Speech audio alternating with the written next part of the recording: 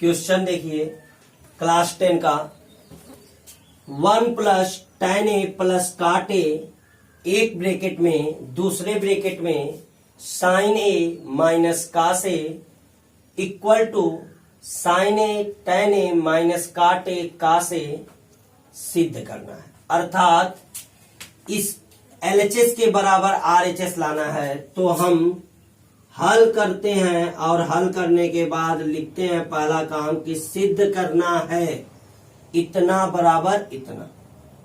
अर्थात हमें लिखना पड़ेगा पहले एक लाइन कि सिद्ध करना है इतना बराबर इतना, फिर उसके बाद LHS उतार लेना है।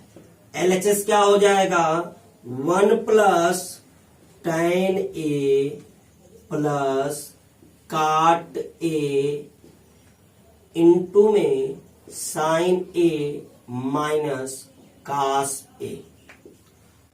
अब हम इसका मल्टीप्लिकेशन करते हैं तो sin a वन जा sin a,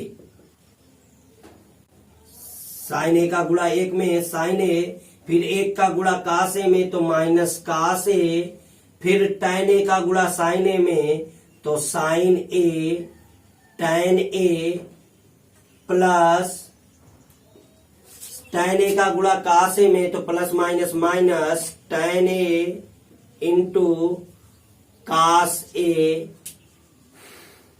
फिर प्लस cot a का गुणा sin a में cot a into sin a, और फिर माइनस cot a का गुणा cos a में तो cot a into cos a।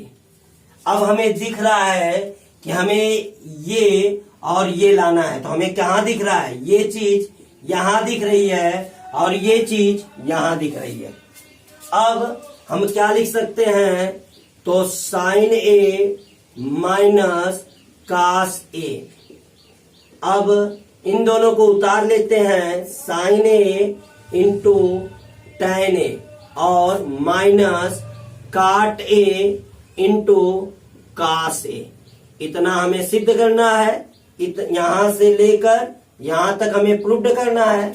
अब बाकी को हल करते हैं तो देखिए माइनस tan a को लिख सकते हैं sin a into cos sin a upon cos a, और इंटू में cos a पहले से है तो गुणे cos a।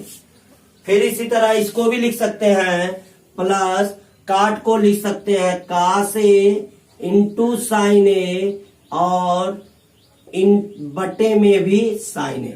तो sin a से sin a कट गया, cos a से cos a कट गया।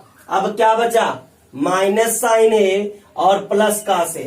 तो माइनस sin a से कट जाएगा और माइनस cos a से कट जाएगा, लेकिन इसके नीचे वाली लाइन में। अर्थात sin a minus cos a plus sin a into tan a minus cot a into cos a, और फिर minus sin a plus cos a। आपको क्या दिख रहा है, माइनस sin a और plus sin a, minus cos a और plus cos a cut गया, तो बचेगा क्या, sin a into tan a और माइनस में cot a into cos a। That's proved. कुछ चीजों के बारे में हम जान लेते हैं, जैसे जीरो का रेसिप्रोकल अर्थात व्युत्क्रम। जीरो का व्युत्क्रम इनफाइनाइट होता है और इनफाइनाइट का व्युत्क्रम, जीरो का व्युत्क्रम इनफाइनाइट होता है और इनफाइनाइट का व्युत्क्रम जीरो होता है। 1 का व्युत्क्रम 1 होता है, और कोई भी यदि अकेली संख्या है तो उसका व्युत्क्रम, जैसे इसे 3 लिखते हैं तो इसे 3/1 भी कह सकते हैं, तो 1/3 होता है। और किसी का भी यदि व्युत्क्रम निकालना हो, केवल व्युत्क्रम, तो यदि a/b है तो इसे हम b/a कहते हैं। अब कुछ चीजों के बारे में जानते हैं कि जीरो का व्युत्क्रम इनफाइनाइट, इनफाइनाइट का व्युत्क्रम जीरो, एक का व्युत्क्रम वही होता है तीन का व्युत्क्रम, क्योंकि इसके बटे में एक छुपा है, अर्थात हर ऊपर चला जाएगा, अंश नीचे चला आएगा, डिनोमिनेटर ऊपर न्यूमरेटर नीचे, अर्थात 1/3। इसी प्रकार ए बटे में बी का व्युत्क्रम बी बटे में ए होता है। लेकिन ये मल्टीप्लीकेशन रेसिप्रोकल है, ये इनवर्स मल्टीप्लीकेशन है, अर्थात ये गुणन व्युत्क्रम है। अब हम कुछ चीजों के बारे में जानते हैं, जैसे हमें यह कोण दिया है, कोण दिया है 0 अंश, 30 अंश, 45 अंश, 60 अंश, 90 अंश। यह कोण अंश अर्थात डिग्री में दिया है। अगर हमें डिग्री से रेडियन बनाना होता है, जैसे 30 अंश है, इसे रेडियन में बनाना है तो हमें 180 से क्या करना पड़ता है, गुणा करना पड़ता है। अर्थात हमें रेडियन में बनाने के लिए पाई बटे में 180 से मल्टीप्लाई करना पड़ता है। अर्थात हम जब पाई बटे में 180 से मल्टीप्लाई करते हैं 30 डिग्री का, तो हमें मिलता क्या है, पाई/6, और रेडियन को c से प्रदर्शित करते हैं। अर्थात 0 डिग्री को 0 रेडियन भी कहते हैं, और 30 डिग्री को क्या कहते हैं, पाई/6 रेडियन। 45 डिग्री को निकाल कर आप देख लीजिए, 45 इक्वल टू 45 इंटू पाई अपान 180, तो ये कट जाएगा, तो पाई/4 रेडियन, अर्थात ये हो गया पाई/4 रेडियन।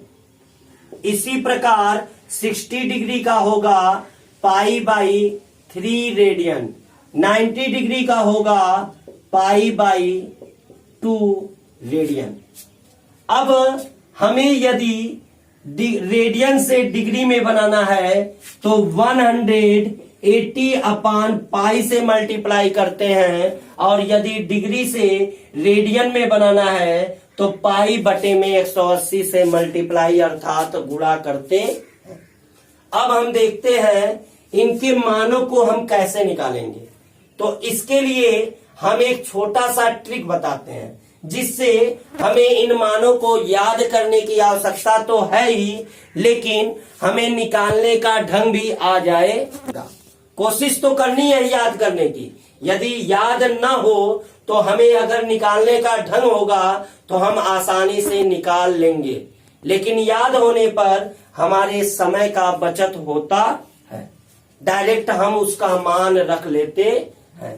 तो हम जब 0 का निकालते हैं तो सबसे पहले हम लिखते हैं 0, 1, 2, 3, 4। हम सर्वप्रथम क्या लिखते हैं, 0, 1, 2, 3, 4। हमने कॉलम का नाम ले लिया और फिर सबके डेनोमिनेटर में 4 ले लिया, 1/4, 2/4, 3/4 एंड 4/4। फिर मैंने सबका रूट ले लिया। अब जो वैल्यू आएगा वह वैल्यू साइन का होगा। वह वैल्यू किसका होगा, साइन का। तो हम देखते हैं 0/4, तो 0 में यदि किसी चीज से भाग देते हैं तो 0 होता है। इसी प्रकार 1 4 से कटेगा नहीं, तो 1 का स्क्वायर रूट 1 और 4 का स्क्वायर रूट 2, अर्थात 1/2। इसी प्रकार 2 से 4 कट जाएगा, 1/2। अब 1 का स्क्वायर रूट 1 और 2 का स्क्वायर रूट नहीं होगा, तो 1/2। इसी प्रकार 3 का अंडर रूट नहीं होगा स्क्वायर रूट, तो √3 और 4 का स्क्वायर रूट 2। 4 से 4 कट जाएगा, 1 आ जाएगा, 1 का स्क्वायर रूट 1। अभी हमने किस प्रकार चले हैं, हम बाएं से दाएं चले हैं। हम कहां से कहां चले हैं, बाएं से दाईं ओर चले हैं। अब हम दाएं से बाएं चलते हुए कास का मान रखते जाएंगे। हमने बाएं से दाएं ऐसे चले, अब हमें दाएं से बाएं मान रखते जाना है, अर्थात 1√3/2, 1/√2, 1/2 और 0। यह किसकी वैल्यू होगी? कास की। अर्थात हमें अगर साइन की वैल्यू पता चल गया तो साइन का व्युत्क्रम कर दें, अर्थात साइन जो हमने बाएं से दाएं लिखा है, साइन का अगर हम दाएं से बाएं लिखते जाएं तो वही कास की वैल्यू होती जाएगी। इसी प्रकार tan की वैल्यू साइन अपान कास, अर्थात साइन में कास का डिवाइड कर दें तो 0/1 बराबर 0 का बटा किसी चीज में होता है तो 0, 1/2 डिवाइडेड बाई √3/2, तो देखिए 1/2 डिवाइडेड बाई √3/2, तो 2 ऊपर चला जाएगा तो 2 से 2 कट जाएगा, 1/√3 अर्थात 1/√3। इसी प्रकार जो ऊपर है वही नीचे है, इसलिए 1, 2 से 2 कट जाएगा तो करली में √3/1, तो करली में √3, 1/0। अगर किसी के बटे में 0 आ जाता है अर्थात डिनोमिनेटर में, तो उसका मान इनफाइनाइट होता है, अपरिभाषित होता। अब आते हैं काट पे, तो हमने tan में बाएं से दाएं गए हैं, काट में दाएं से बाएं से दाएं गए हैं, और काट में दाएं से बाएं हो जाएंगे, अर्थात इनफाइनाइट √3, 1, 1/√3 और 0। अब हम सेक की वैल्यू, सेक कास का रेसिप्रोकल है, अर्थात कास का क्या है? व्युत्क्रम है।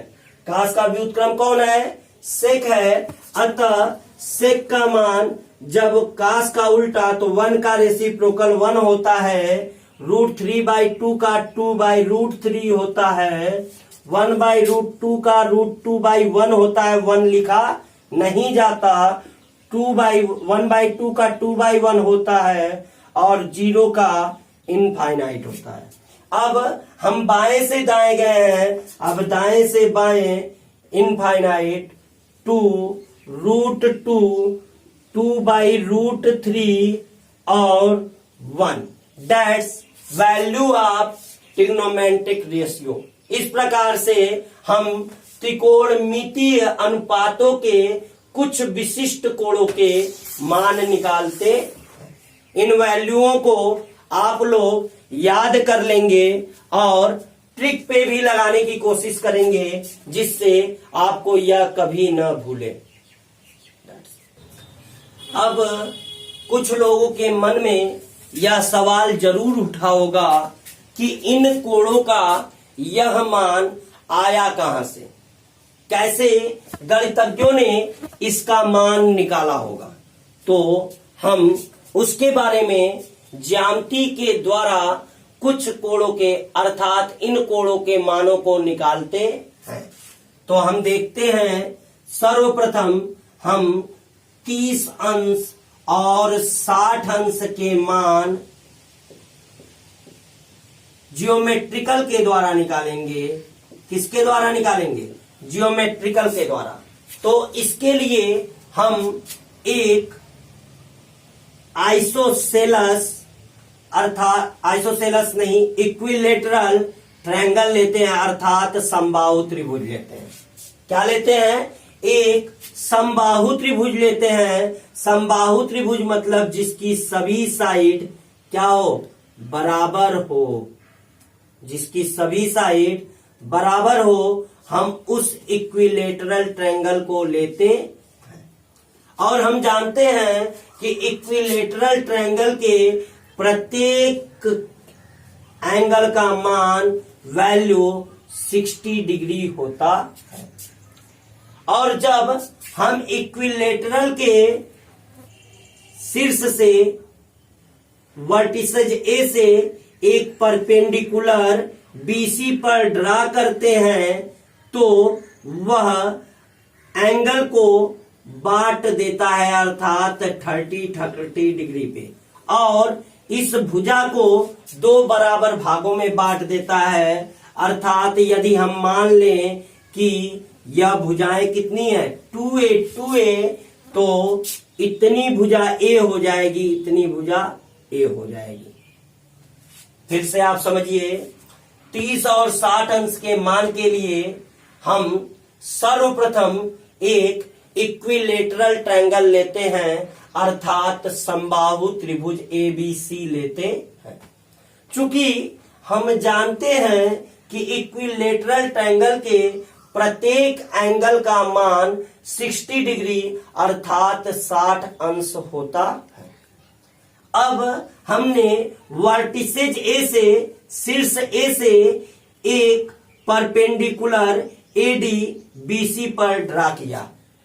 अब हम जानते हैं कि यदि इक्विलेटरल ट्रायंगल के किसी शीर्ष से हम उसके सामने वाली भुजा पर परपेंडिकुलर ड्रा करते हैं तो वह एंगल को भी बराबर भागों में बांटता है और भुजा को भी बराबर भागों में बांट देता है। अर्थात जितना BD होगा उतना ही DC होगा। कुछ लोगों के मन में यह भावना होगी कि सर ने यह साइड A क्यों नहीं माना है, क्यों 2A माना है। यदि हम इसको A मानते हैं तो हमारी भुजा बटने के बाद a/2 हो जाता और हमें परिमेय संख्या में मिलने लगता। भिन्न की संख्या से हमें नॉर्मल संख्या जोड़ना और घटाना आसान लगता है, इसलिए मैंने इसको 2a मान लिया। जब मैंने इसका आधा किया तो यह a हो गया, यह a हो गया और इस प्रकार से हम फ्रैक्शन से बच गए।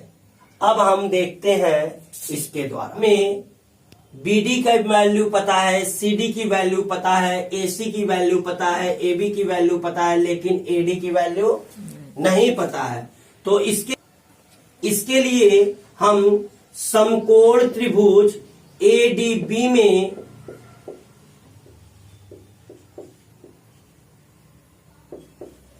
में एक कार्य करते हैं। देखिए, यह 90 डिग्री है, ये 90 डिग्री है।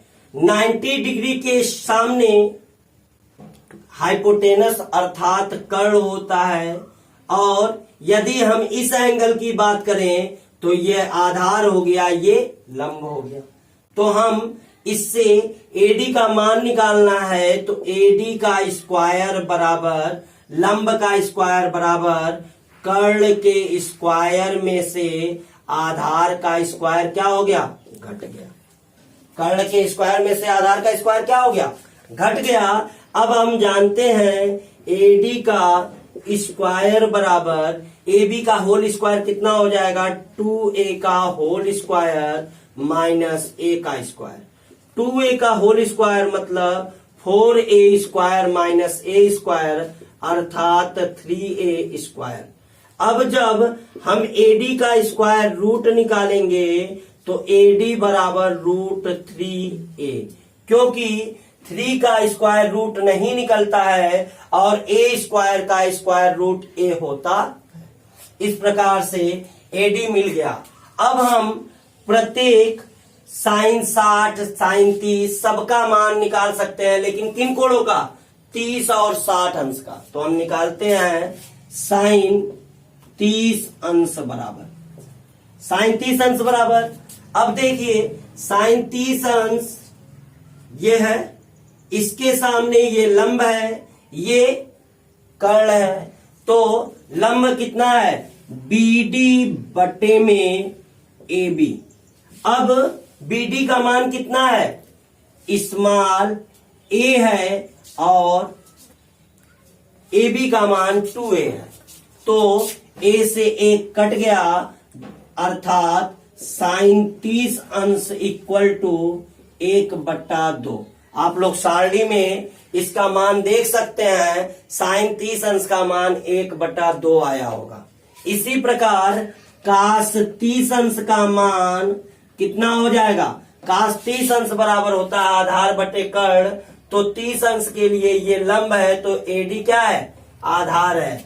तो एडी बटे में एबी, अब एडी का क्या मान आया है, करली में 3a, करली में 3a बाई 2a, ए से ए कट गया, क्या आ गया, करली में 3/2 अर्थात कास 30 डिग्री माना। इसलिए कह सकते हैं कि कास 30 अंश बराबर क्या होगा, करली में 3/2। इसी प्रकार से आप सारे और टैन, काट, सेक और कासेक के 30 अंश का मान निकाल सकते हैं। अब हम निकालते हैं 60 डिग्री का मान, tan 60 का मान लीजिए। तो tan 60 ये है, 60 के सामने ये लंब है AD और आधार है BD, अर्थात AD बटे में BD। अब AD का मान कितना है, करली में 3a और BD का मान है a से a कट गया, अर्थात tan 60 अंश बराबर करली में 3। इसी प्रकार सेक 60 अंश बराबर सेक 60 अंश, सेक कास का क्या होता है, व्युत्क्रम होता है, अतः हम कह सकते हैं कि सेक 60 अंश इक्वल टू कर्ण बटे आधार, अर्थात AB बटे में आधार क्या हो जाएगा, 60 अंश के लिए आधार BD होगा, तो AB बटे में BD, तो AB बटे में BD, AB का मान 2a और BD का मान a से a कट गया, इस प्रकार सेक 60 डिग्री इक्वल टू 2। अब आप लोग को दिख रहा होगा कि क्या सारणी में जो मान थे, क्या इनके मान वही आ रहे हैं कि नहीं।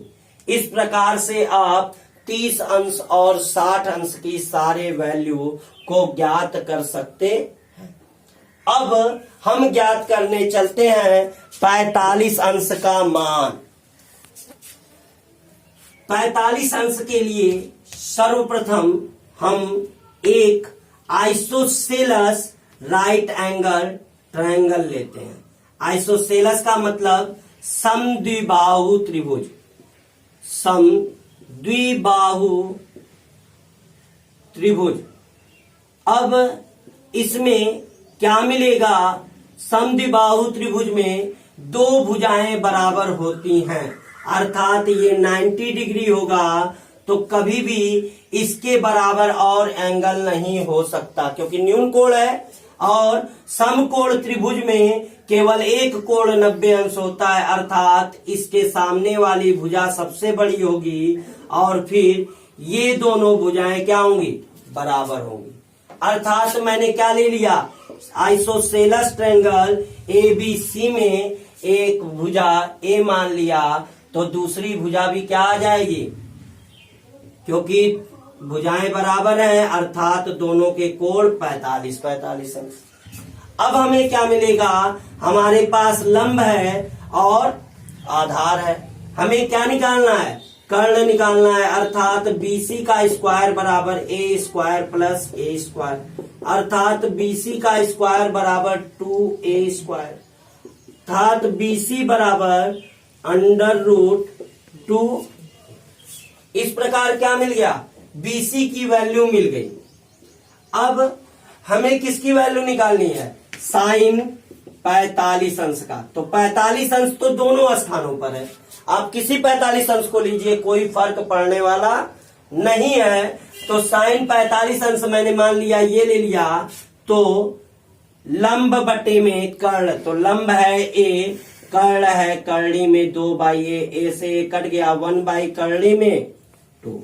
इसी प्रकार सेक 45 बराबर क्या हो जाएगा, कर्ण बटे में आधार, तो कर्ण है करणी में 2a और आधार चाहे आप ये लीजिए चाहे आप ये लीजिए, क्योंकि दोनों भुजा क्या है, इक्वल है, a से a कट जाएगा तो करणी में 2। इसी प्रकार tan 45 डिग्री इक्वल टू लंब और आधार सेम है, अर्थात a से a कट गया 1, अर्थात tan 45 डिग्री इक्वल टू 1। इसी प्रकार आपका